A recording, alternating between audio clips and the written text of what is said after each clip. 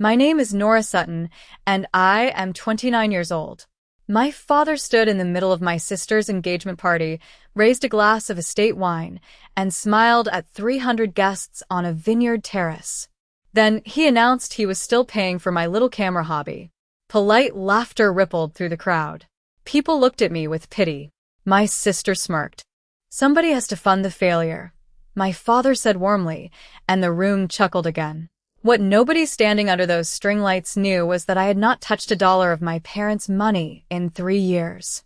The photographs the groom's own family paid a fortune to hang in their foundation gallery, the anonymous ones everyone whispered about, were mine. And my sister had been stealing them. So when my father handed me the microphone expecting a grateful little speech, he handed me the truth instead. The house I grew up in had a wall in the front hallway. Diane called it the gallery wall. Whitney's ribbons hung there in frames, swim meets, student council, a regional pageant crown at 14, all matted in cream and glass like relics. There was no photograph of mine on that wall. Not one, in 18 years. I noticed the absence before I understood it. I was maybe 7, standing on a kitchen chair to look at a new frame Diane was hanging, Whitney's second-place ribbon from a spelling bee, and I asked where my drawing went, the one I'd taped to the fridge that morning. That's fridge art, honey, Diane said, not looking at me. This is the wall. Whitney got a parade for everything. The night she made the junior varsity swim team at 11, Ronald took the whole family to the steakhouse on Route 9. Between courses he stood up, glass raised, voice carrying over the other tables. To my champion, he said, 11 years old and already better than kids twice her age. That's a Sutton for you. Whitney beamed. Diane dabbed at her eyes with a napkin. I sat across the table with a disposable camera in my lap, watching the low orange light come through the window and turn the ice in Ronald's glass to amber, watching the pageant night version of this same scene 2 years later throw a small bright coin of reflection off Whitney's crown onto the ceiling. Nobody asked what I saw through the lens. Nobody asked if I saw anything at all. I was 16 when I sold my bike. It was a green Trek my grandmother Ruth's late husband had picked out with me at a shop in Modesto, and I loved it, but there was a Nikon lens at a pawn shop on Fig Street, a 50mm, scuffed on the barrel, glass clean, and it cost $240, which was exactly what the bike sold for to a stranger named Carl, who drove 40 minutes to collect it. I counted the bills twice on my bedspread before Ruth drove me to the pawn shop, because I no longer had a bike to ride there myself. Ronald found the lens on the kitchen table that Saturday, still in its plastic bag. He turned it over in his hand like something that had washed ashore. What's this? A lens. I sold my bike for it. He laughed, not cruel exactly, worse, almost fond, the laugh you'd give a dog chewing its own leash. You sold a perfectly good bicycle for a piece of glass. He raised his voice toward the living room. Diane. She sold her bike for a camera part. Oh, Nora. Diane didn't even come to the doorway. Just that, from the other room, wrapped in a sigh. She does love burning money on toys, Ronald said, and picked his coffee back up. That was the whole conversation. No one asked what I planned to shoot. No one asked why a 16-year-old wanted a prime lens instead of a phone upgrade. I put the lens in my backpack and didn't bring it to the kitchen table again. I want to be clear about something because it matters later. I never hated Whitney for the ribbons, or the car, or the toasts. She was 7 when I was 10. She didn't build that wall. She just grew up warmed by it, the way you'd grow up standing near a good radiator. What I couldn't forgive was the specific tone Ronald used for me. Amused. Indulgent. The tone you use for a dog that keeps digging in the same spot in the yard. There she goes again. I left for college on a partial scholarship, working weekends at a camera rental counter in Sacramento where a manager named Phil taught me more about glass in 4 months than I'd learned in 4 years of asking questions no one wanted to answer.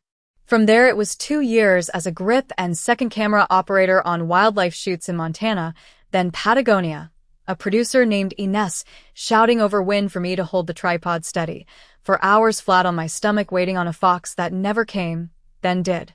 The first set of images I sold under my own name got picked up by a small gallery in Sausalito and, just as quietly, ignored.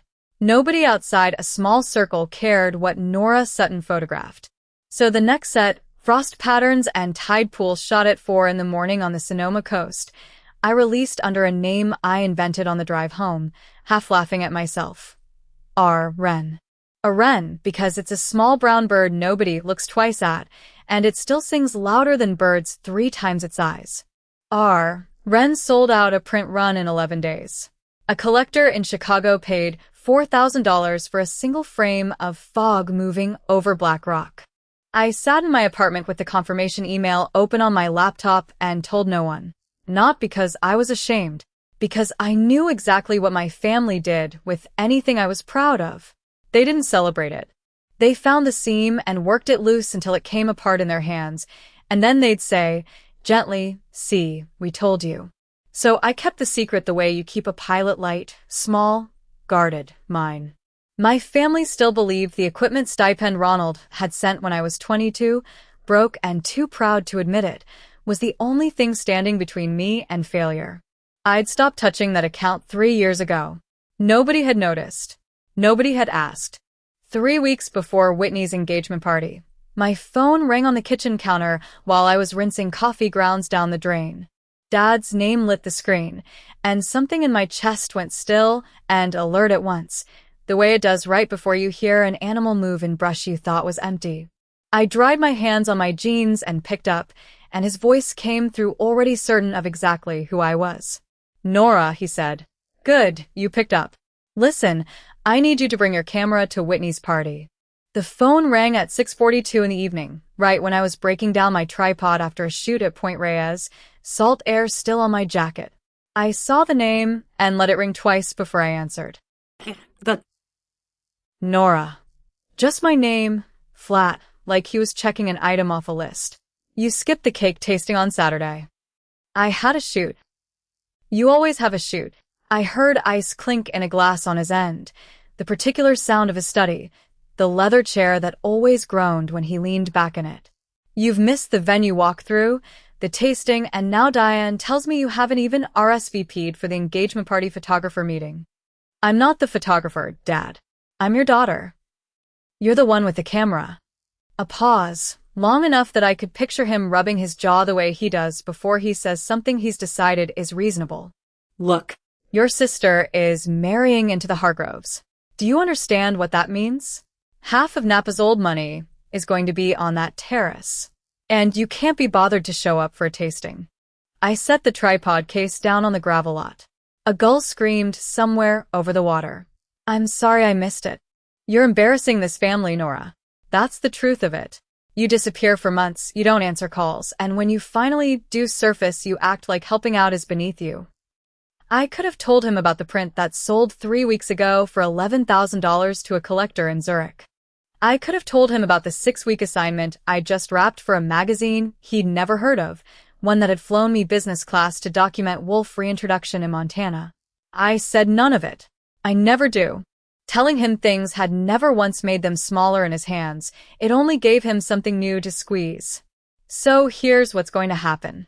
His voice shifted into the tone he used with dealership staff, the one that assumed compliance before the sentence even finished. "You're going to show up on the 26th. You're going to bring your equipment. You're going to shoot the entire engagement party, professionally, the way you'd shoot it for a paying client, and you're going to be pleasant to people. No disappearing to get air. No talking about your little projects. This is Whitney's night. And if I don't, then I stop the equipment allowance. I mean, at this time, Nora, $3,000 a month for cameras and lenses, and whatever else you buy, it stops. You want to keep playing at this hobby, you can pay for it yourself." I almost laughed. I had to turn my face toward the water so the sound wouldn't carry down the phone. The equipment allowance. The one I hadn't touched in 3 years, since the month I opened my own account and stopped cashing his checks, since I'd started making more in 4 months under Wren than he made in a year moving Hondas off a lot in Fresno. He didn't know that. He'd been threatening to cut off a wire that had already gone dead a long time ago, and he had no idea. "Okay, Dad." Silence on his end. He wasn't expecting agreement, not that fast, not without at least a sigh of protest first. "Okay. Yes, Dad. I'll be there. I'll shoot the party." "Good." He recovered quickly, folding my surrender into the story he already believed about himself. Good. That's good. I'll tell your mother. She'll be relieved. This is important, Nora. For the family. I understand. He hung up without saying goodbye, satisfied, a man who thought he'd just successfully pulled a lever. I stood there with the phone warm against my ear a second longer than I needed to, watching a container ship crawl along the horizon, and felt something settle in my chest that wasn't anger. It was quieter than anger. It was the calm of someone standing in a room, watching another person yank hard on a rope that had been cut a long time ago. My phone buzzed again before I'd even put it in my pocket. Whitney.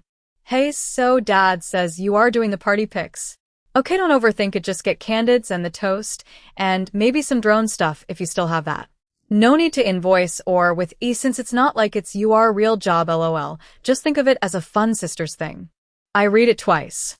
Then I typed back one line. Sure. Whatever you need. 3 disappeared, appeared again. OMG, thank you. Knew you'd come around. And don't worry about a gift, I added. Consider the whole shoot my present. Every photo, free. Yours to keep and use however you want. Wait, seriously? Then, seconds later. OMG, you are actually the best. Dad's gonna love this. By that night, the group chat had gone soft and cheerful again, my mother sending a string of champagne emojis, my father typing proud of you kid for the first time in longer than I could remember. I set my phone face down on the counter and thought about the folder on my laptop labeled Simply W. Screenshots I'd started collecting 8 months ago, the night I noticed one of my own frostlit Aspen shots, cropped and filtered, sitting under Whitney's name with 60,000 likes. I didn't know yet how deep it went. But a free shoot meant full access. Her phone unlocked beside a charging cable, her laptop open at the gifting suite. Nobody watching the woman with the camera, because the woman with the camera was invisible furniture, the way I'd always been. If there was more to find, the 26th would be my only way in. I agreed to shoot the very party built to humiliate me because I needed a reason to walk in the door. Whitney's studio smelled like white tea candles and hot metal from the ring light. It sat behind the main house, a converted pool cabana with blackout curtains and a rolling clothes rack Diane had bought her for Christmas, still tagged with a ribbon. You're early, Whitney said, not looking up from her laptop. I need you to shoot the tribute reel Saturday. Just B-roll, nothing fancy. Grant's mom wants something artistic for the screen. That's why I'm here. I set my camera bag on the counter, careful of the humidity from her diffuser. You said you wanted to walk through the shot list. In a sec. She scrolled, thumb dragging across the trackpad, and turned to grab a lashed tray off the shelf behind her. I wasn't trying to look. I want to be clear about that later when it mattered. I wasn't hunting. But her laptop screen sat open at eye level, 6 feet away, bright in the dim room, and a folder window filled most of it. Whitney Larkstone submission. Inside, a grid of thumbnails. I knew them before I understood what I was looking at. The lichen-covered boulder at Point Reyes, shot at 4 in the morning with a 2-minute exposure, so the fog moved like breath across the frame. The fox kit in Olympic National Park, one ear torn, staring dead into the lens. The tide pool triptych I'd spent 11 days waiting to get right because the light only did that thing, that green-gold thing, for maybe 6 minutes a season. Mine. Everyone. Whitney. My voice came out flat, which surprised me. What is this folder? She glanced over unbothered. Oh, Larkenstone. The clean beauty brand? They want elevated nature content for the fall capsule. I sent them a portfolio last week. These are my photographs. They're just photos, Nora. She said it the way you'd correct someone about a word's spelling. I pulled them off a folder ages ago. It's fine, they're not, like, copyrighted to a person you'd recognize.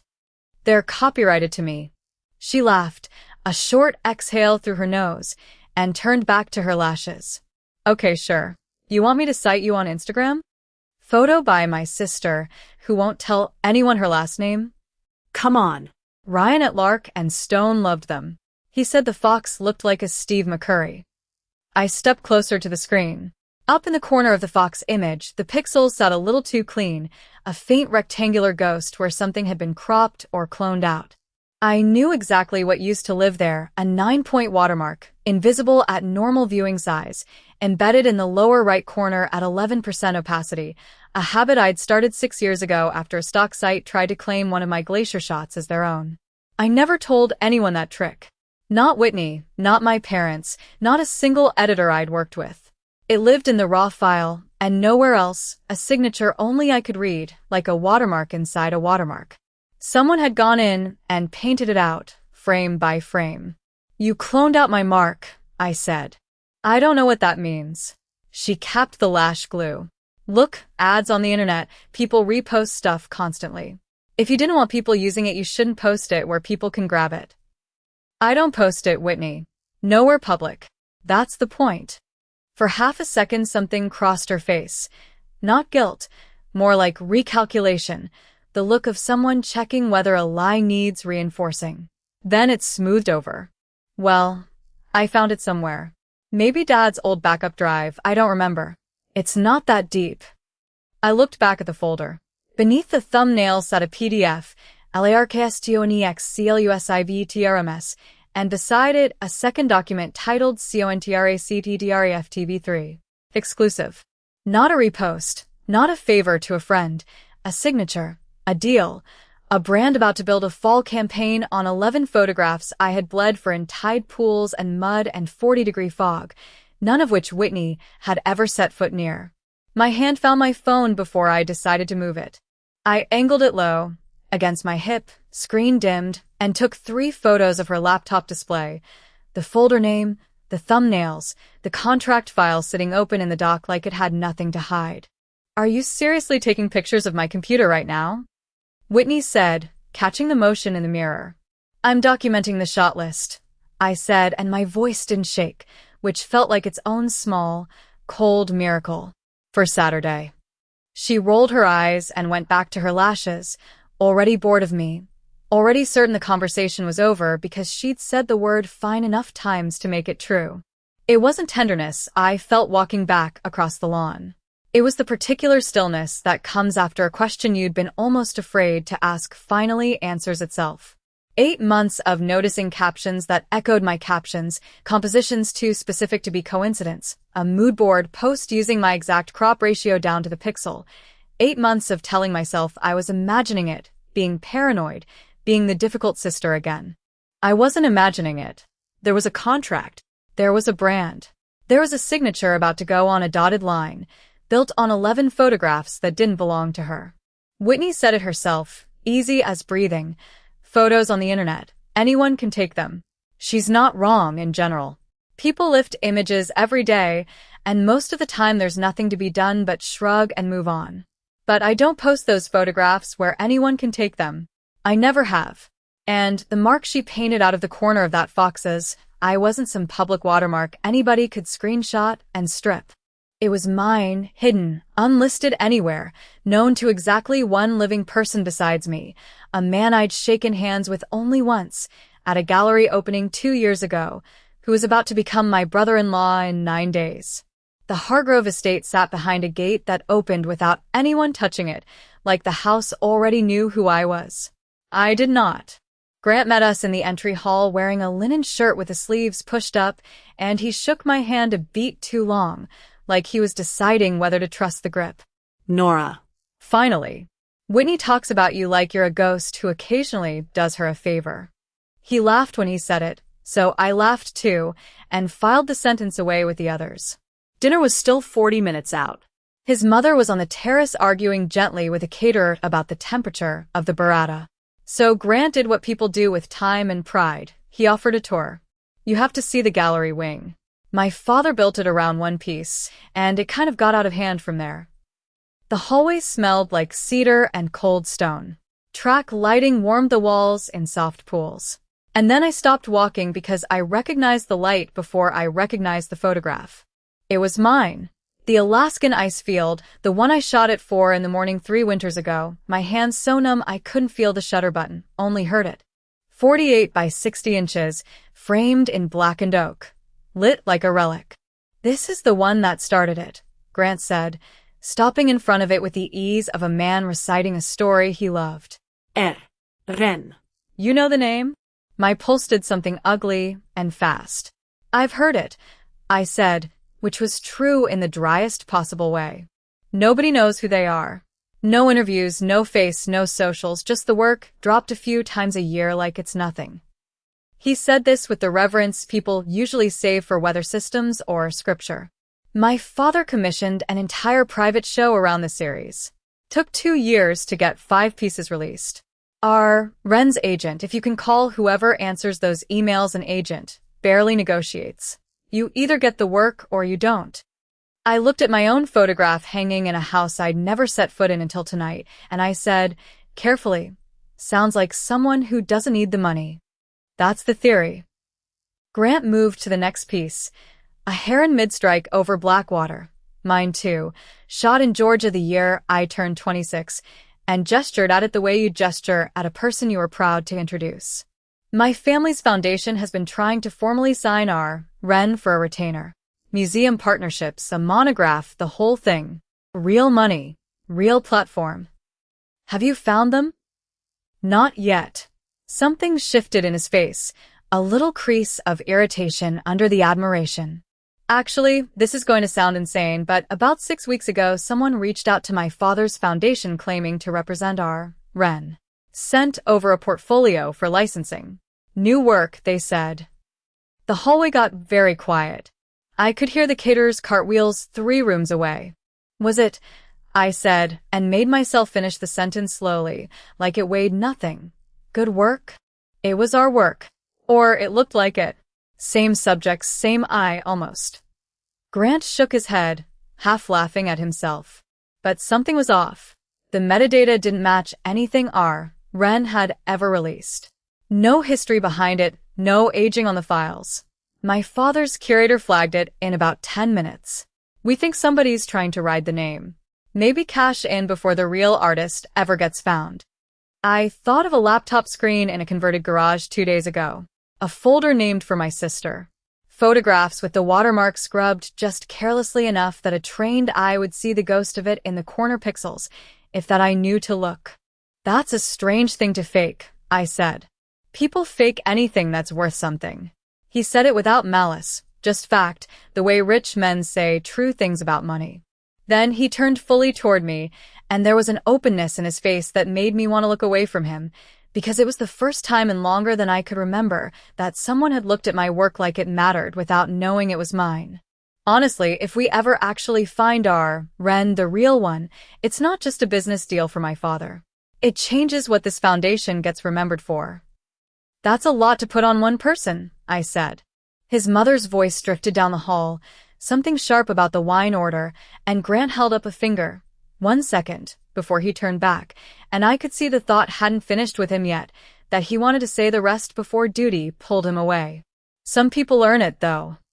He looked at the ice field again, at my own frozen breath caught behind glass on his family's wall, and there was nothing performative in his face now, just a kind of hunger a man gets when he's chased something for 2 years and still can't touch it. If we ever actually find her, or him, whoever, everything in this house changes. Grant. His mother's voice again, closer now, less patient. He touched my elbow lightly, apologetically, already turning to go. Sorry. Duty calls. He paused at the mouth of the hallway, half in the light of the terrace doors, half still in the gallery's dim gold. But if you ever hear anything, you run in creative circles, don't you? Let me know. I'd give a lot to find the real one before somebody with a fake portfolio gets there first. He walked off toward the terrace, footsteps fading into the clink of glasses and his mother's rising voice, and I stood alone in the gallery hallway with my own frozen ocean staring back at me, close enough to touch, further from being claimed than it had ever been in my life. Ruth's house smelled like rosemary and old paper, the way it had smelled since I was 7. She called me on a Tuesday, no preamble, just, "Come by. Bring nothing. Leave your mother out of it." I sat across from her at the kitchen table, where she still used the same yellow placemats. She had a wooden box in front of her, the kind with a brass clasp gone green at the edges. Her hands, spotted and steady, rested on top of it like she was keeping something from floating away. "You know what this is?" she said.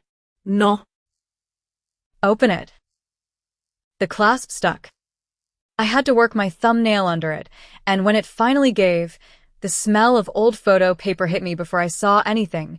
That specific mineral sweetness of silver gelatin prints kept somewhere dry and dark for a long time. Inside were maybe 30 prints, 8 by 10, wrapped in tissue that had yellowed at the folds. I lifted the first one out. A heron, mid-strike, water breaking around its legs like glass. I remembered the morning I took it, a marsh outside Fresno, 6 a.m., mosquitoes eating my ankles alive. I was 19. On the back, in my own handwriting, faded but legible, Nora Sutton. March 2016. Fresno Wetlands. Signed. Dated. You kept these, I said. It came out flatter than I meant it to. You used to mail them to me, Ruth said. Before you went and hid behind that bird name. You'd send me the ones nobody else wanted. I framed exactly one, hung it in the hall bathroom where your mother never looks twice, and the rest I put in that box because I knew someday somebody would try to tell a story about who took these pictures, and it wouldn't be you. I went through them one by one. A fox in snow, ears back, eyes catching the flash. A river at dawn split by fog. Each one signed, each one dated. Most of them 2, 3, for years before Whitney had a single photography credit to her name. My throat did something I didn't have a word for. I kept turning prints instead of looking at Ruth's face. Why now? I said. Why not years ago? She didn't answer right away. She got up, slow, one hand on the table edge, and poured herself water from a pitcher that had been sitting out too long, the ice long melted. She didn't offer me any. Because I'm 79, she said, sitting back down, and I've watched your mother build a shrine to that girl for 20 years while you did the actual work of becoming somebody, quietly, in a room nobody bothered to walk into. I decided I wasn't going to die, and let this family keep telling that story. Not with my mouth shut. I set the fox print down carefully, like it might bruise. Grandma, what do you know about the lark and stone thing? Her jaw tightened. She had a way of going still that I recognized. I did the same thing, apparently, when I was buying myself 2 seconds to decide how much of the truth to hand over. More than I should, she said. I heard your mother on the phone. Back in the spring.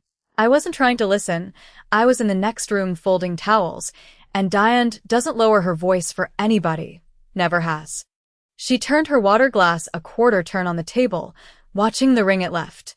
She was talking Whitney through something. Downloading files off a cloud account. Told her which folder was which. Told her to change the file names before she sent anything anywhere. The room got very quiet. Somewhere outside a sprinkler kicked on, that rhythmic tick-tick-tick against the fence. Whose cloud account? I said, already knowing. I didn't ask. I didn't need to. Ruth looked at me then, straight on, no softness in it, which was its own kind of gift. She wasn't going to cushion this for me, and I was grateful because cushioning would have felt like one more person deciding what I could handle. Your mother's not just quiet about this, Nora. She's not just looking the other way while her favorite gets ahead. She had her hands on it. I thought about every family dinner where Diane had passed the potatoes and asked Whitney about brand deals and never once asked me what I'd been shooting. I thought that had been neglect. Something simpler and more forgivable than what Ruth was describing now. I closed the box halfway, my palm flat on the lid, like I could keep the rest of this conversation from getting in with the prince. Say that again, I said, slowly. She reached across the table and put her hand over mine, the way she used to when I was small and couldn't stop crying over something that felt enormous at the time and was, in memory, nothing at all. Her grip was stronger than I expected. Whitney had posted 9 photographs. The fog series I shot in the Elk River Valley 3 winters ago. The black bear cub in the manzanita, the one that took me 4 dawns to get right. All of it on her account, under a caption that read, "The creative process behind everything I do, early mornings, cold hands, and chasing light nobody else sees." Grateful for this gift. 200,000 people had liked it in 6 hours. I sat on the edge of the bed in the guest cottage, phone in both hands, like it might spill something on me. My thumb hovered over the screen. I didn't comment. I didn't share. I took a screenshot, the way I'd been doing for 8 months, and set the phone face down on the quilt. Then it buzzed again. My cousin Leanne, texting the family chain I'd muted for years, but apparently hadn't left. Did you see what Nora's saying about Whit's photos? That's so sad, honestly. I hadn't said anything. Not one word to anyone. I opened the thread and scrolled up, and found the message that started it from Whitney, posted before the photos even went up. Just a heads up, my sister's been telling people my engagement shoot ripped off her style. She's been weird about the wedding from the start. Please don't engage if she brings it up. It's not worth the drama. 41 replies. Ants. A second cousin I'd met twice. My father's golf partner's wife, somehow. I read it twice. Then I got up and made coffee I didn't drink.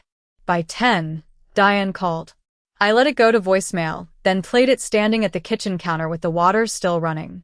Nora, honey, I need you to stop whatever this is before the caterers arrive. Whitney's very upset. You know how sensitive she is before a big event. Please don't make a scene tonight. Please. Not is it true. Not did she take your photographs. Just don't make a scene. I called Ronald instead, because some old instinct in me still believed he'd want facts before feelings. He picked up on the second ring, already talking. Your sister is in tears. Do you have any idea what today means to her? To this family? And you're out here starting some jealousy campaign the week of her engagement party. I haven't posted anything, Dad.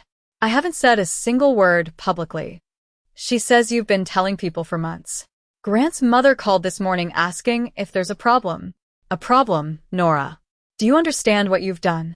I didn't do anything. She took my photographs. I have the files. I have the dates. There was a pause, and for 1 second I thought something might land. Then, flat and final, the way he used to end arguments about my college major. I don't want to hear about files. I want you to walk into that party tonight and smile, and not make your sister look bad on the biggest weekend of her life. That's all I'm asking. Don't make me regret inviting you. He hung up before I could answer.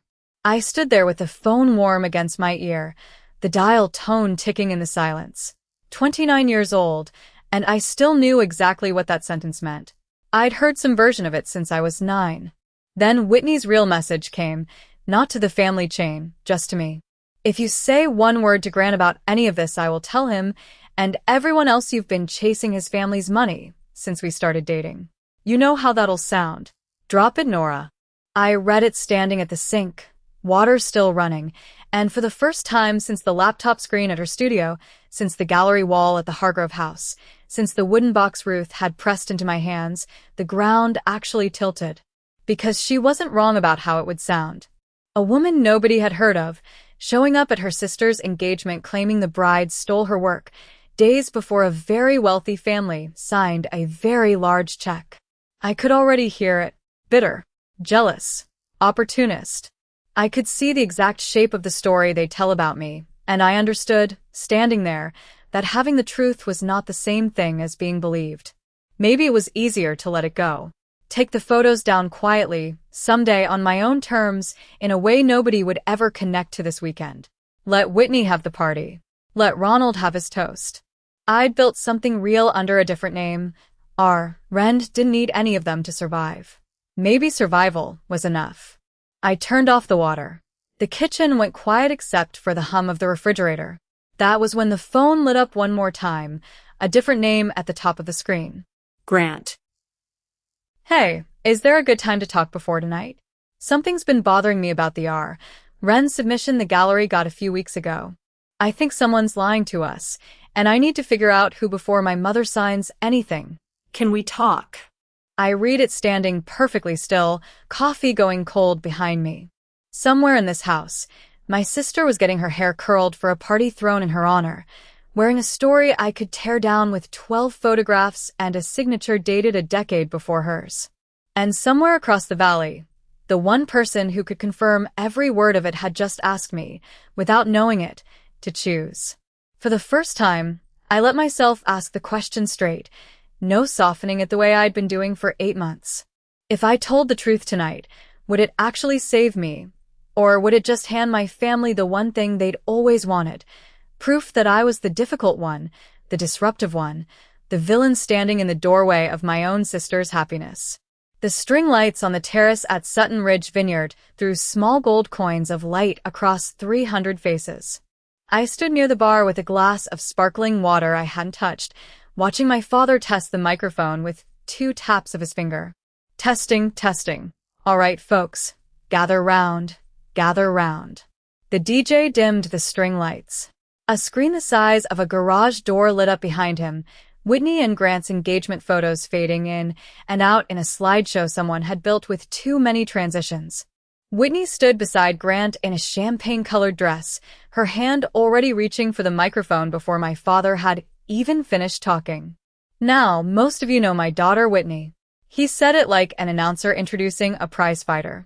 600,000 followers. Brand deals with companies you've all heard of. This girl has an eye. She is the real artist in this family. Applause. Someone whooped. Whitney pressed a hand to her chest, doing the humble face she'd practiced in mirrors her whole life. Then my father's eyes found me at the edge of the crowd, and something in his mouth curled. And then there's Nora.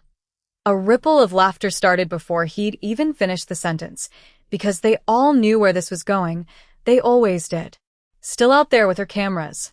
Still cashing checks from her old man for lenses. He held his hands up like a man showing an empty pocket. What is it now, sweetheart, for years of allowance and not one photo I can hang on my wall? The laughter came in a wave. 300 people.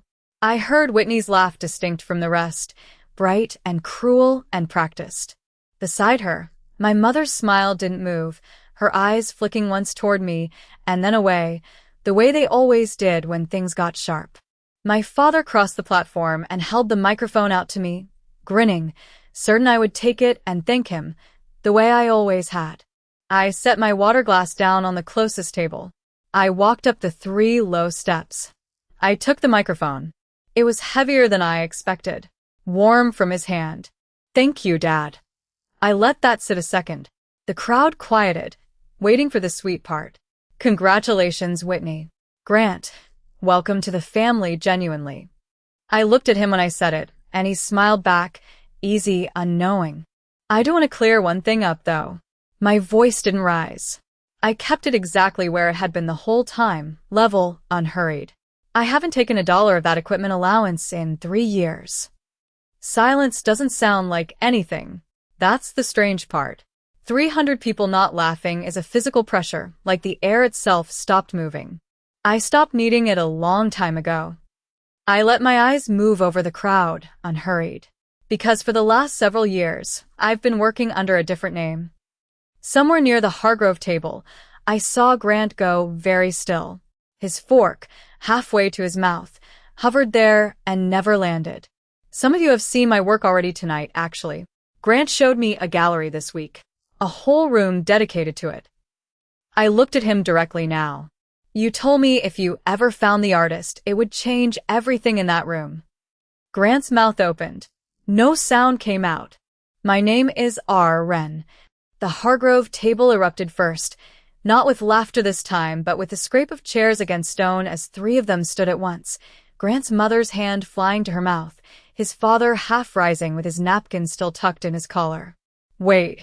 Grant's father found his voice, loud enough to carry. Wren? The Wren we've been trying to contact for 2 years? The one who wouldn't take our calls. That's me, I said. I wasn't ready to be found yet.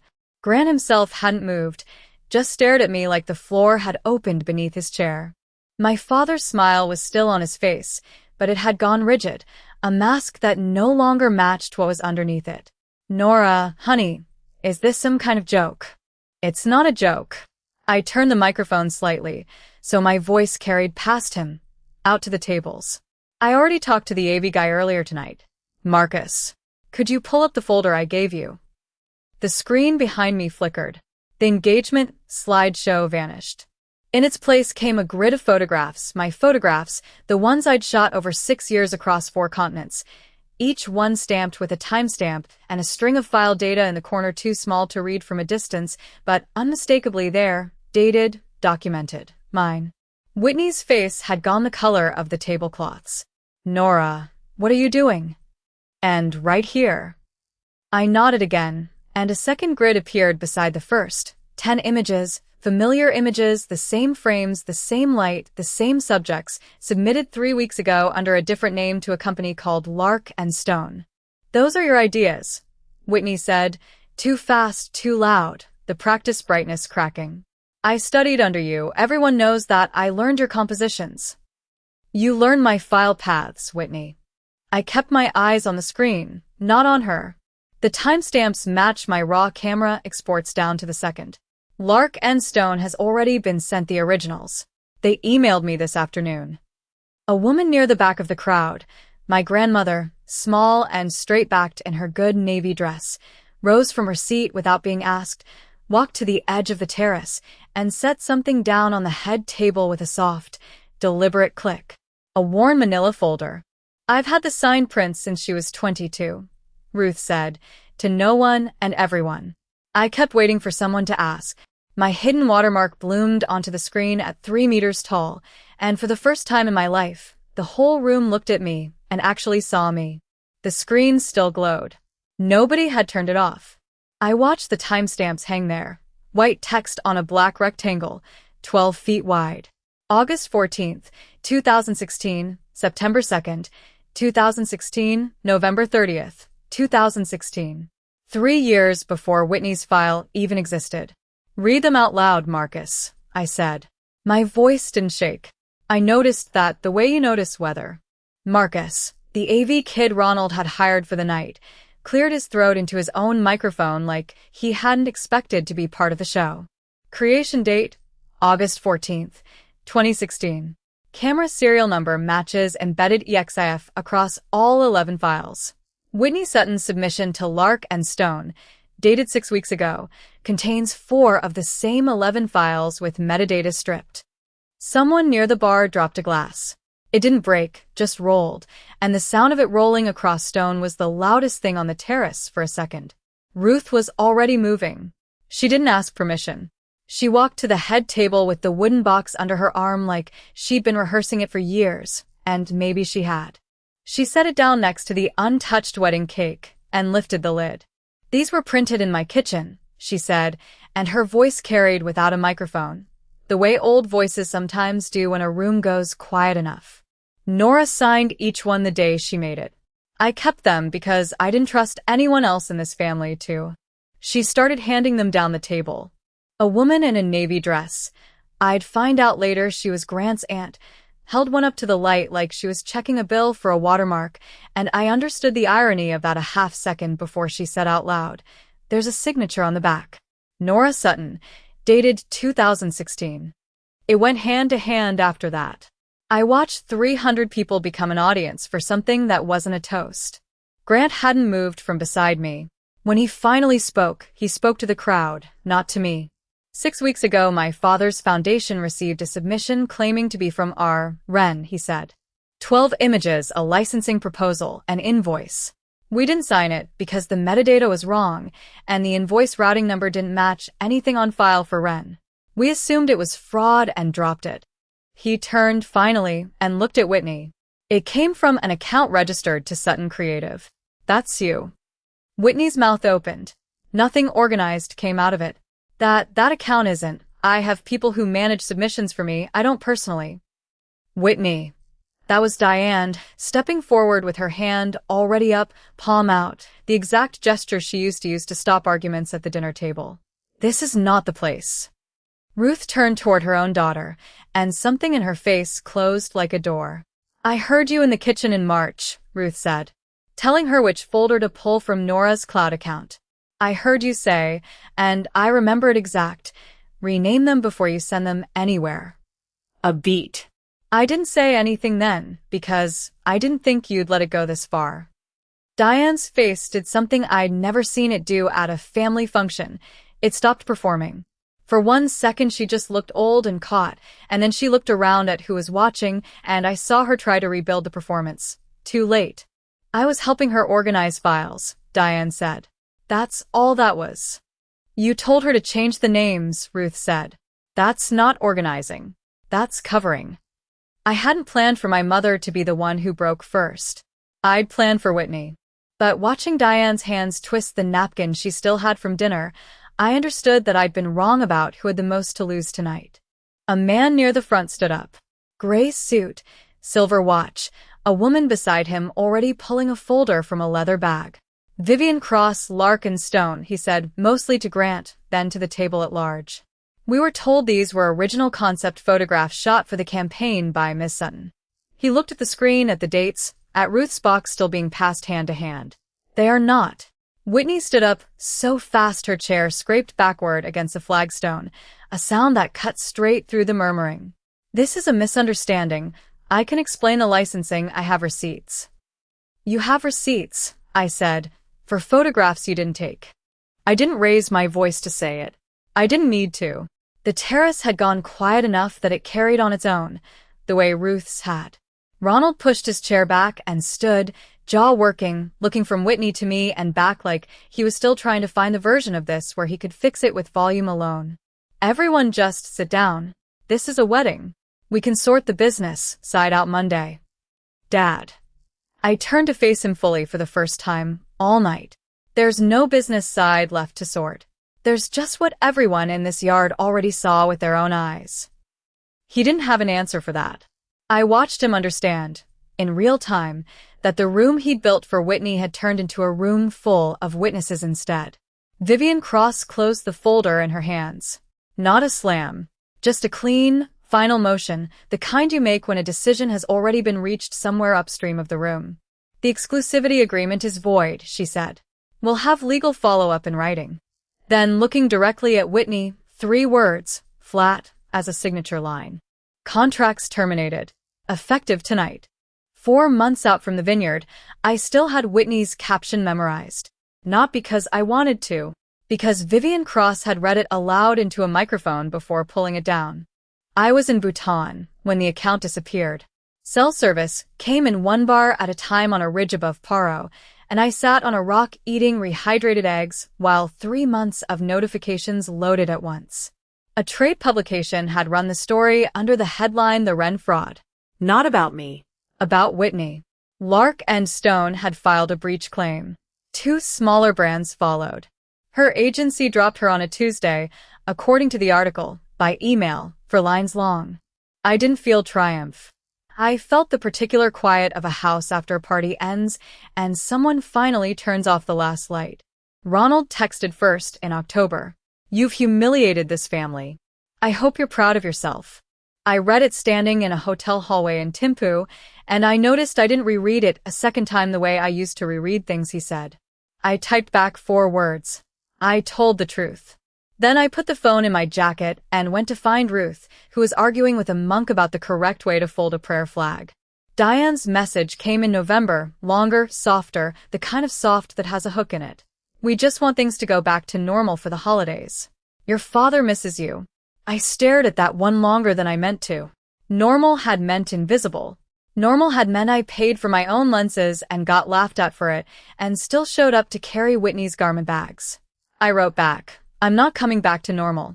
You can come to where I actually am if you want. She never answered that one. I noted it, filed it, didn't wait by the phone. I set the phone face down on the nightstand and picked up my grandmother's old print instead, the one with her real signature on the back. Ronald's apology never got past accusation. Diane's never got past comfort. Neither had asked me a single question about my life, not one, in either message, and I traced my own name under the tape on the frame until my hand stopped shaking. The contract with the Hargrove Foundation came in December, 41 pages, and Grant flew out to Nairobi himself to hand it to me instead of mailing it, which was either sentimental or good lawyering, possibly both. We sat on the porch of a research station with red dust on our boots, and he watched me read the signature line. It still says R. Wren, he said. We can redo it if you want your name. I looked at the line for a while. The dust ticked against the tin roof in a light wind. I want my name, I said. I spent 10 years being a stranger to my own work, so nobody in my family could take credit for it or take it apart. I'm done doing that. He handed me a pen that had clearly never been used, still had the cap seam sharp on it. I signed Nora Sutton in full, no initials, and something in my chest unclenched that I hadn't known was clenched. Ruth came on the next shoot to Kenya, 79 years old, and refusing every offer of a wheelchair at the airport. She sat under an acacia tree with a thermos of tea, while I set up a blind for 3 days waiting on a leopard, and on the second evening she said, without looking up from her book, "Your grandfather used to tell me not to waste film on things that wouldn't sell." I let him believe that for 30 years. She turned a page. I'm glad I stopped believing it before I died. I didn't answer that with words. I turned the camera toward her instead and took the shot I actually wanted from that whole trip, an old woman under an African sky, unafraid of a single thing, holding a mug with both hands. I never sent it to Whitney's version of a family group chat because that chat doesn't include me anymore, by my own choice. I never wanted revenge. I wanted to be looked at correctly, once, in a room that mattered to me. Everything after that, the contract, the byline, my grandmother's hand steady around a tin mug at dusk, was just what happens when you stop dimming your own light so someone else can look bright standing next to it.